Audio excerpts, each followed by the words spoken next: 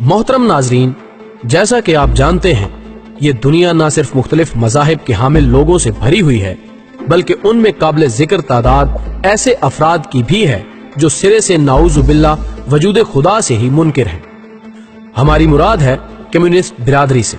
اور اتفاق سے یہ واقعہ بھی اسی سرزمین پر پیش آیا جس کے باسی یہ کہا کرتے تھے کہ کمیونزم کی عمارت مذہب کی لاش پر تعمیر ہوتی ہے۔ ناظرین محترم،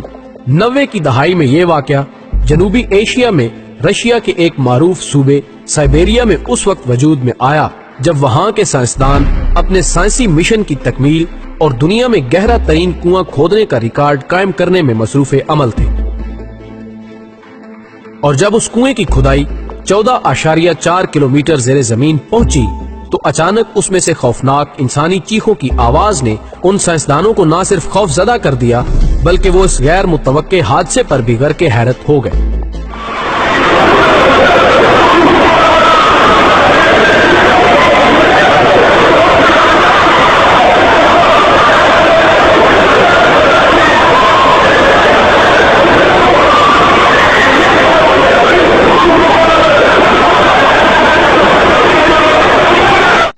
ڈاکٹر ایزاکوو، جو کہ سائبیریا کے اس دور دراز علاقے میں ہونے والے پروجیکٹ کا مینیجر تھا، کے مطابق یوں محسوس ہوتا تھا کہ وہ تکلیف میں مبتلا روحوں کی آوازیں ہیں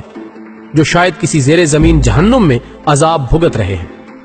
ہم نے مزید تحقیق کے لیے جب زیر زمین درجہ حرارت کو معلوم کرنے والے آلات کی مدد حاصل کی تو ہم پر کھلا کہ وہاں کا ٹمپریچر 1100 سے 2000 فارنہائٹ ڈگری تک تھا، جو کہ ہماری توقعات سے بہت زیادہ تھا۔ یوں محسوس ہوتا تھا کہ زمین کے اندر جہنم کا کوئی کنواں اپنی پوری ہیبت کے ساتھ موجود ہے۔ اس کے باوجود کہ ہم خوفزدہ تھے، ہم نے ان آوازوں کو سمجھنے کے لیے انتہائی حساس مائکروفونز کو زیر زمین بھیجا اور ہمارے کانوں نے ان ناقابل یقین آوازوں کو واضح طور پر سنا،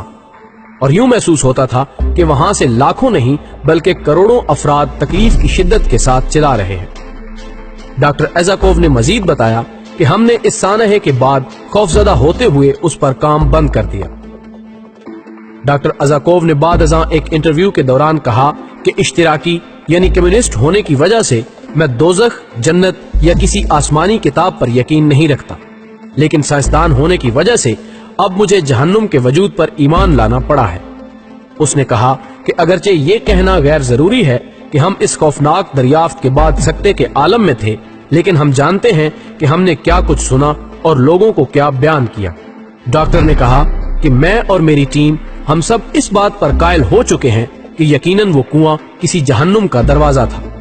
اس نے کہا کہ اس کا ٹمپریچر غیر متوقع طور پر 2000 ڈگری تک پہنچنا فطری اصولوں کے خلاف تھا۔ ناظرین، اس واقعے کی خبر اس وقت جنگل کی آگ کی طرح انسانی معاشرے میں پھیل گئی جب فن لینڈ کے ایک اخبار نے اس سٹوری کو تفصیلات کے ساتھ شائع کیا، اور پھر لوگوں کے درمیان اس پر بحث مباحثے کا آغاز ہو گیا جو کہ مختلف آراء کی صورت آج بھی محو گردش ہے، لیکن اس پر ہونے والی کوئی بھی سائنسی تحقیق حتمی طور پر اس واقعے کی حقیقی وضاحت کے قابل نہیں ہو سکی۔ اخبار کہتا ہے کہ ہم نہیں کہتے کہ یہ واقعہ حقیقی ہے یا کہ محض افواہ، لیکن سائبیریا یا رشین حکومت نے آج تک اس کی تردید یا تائید پر کوئی بھی بیان جاری نہیں کیا۔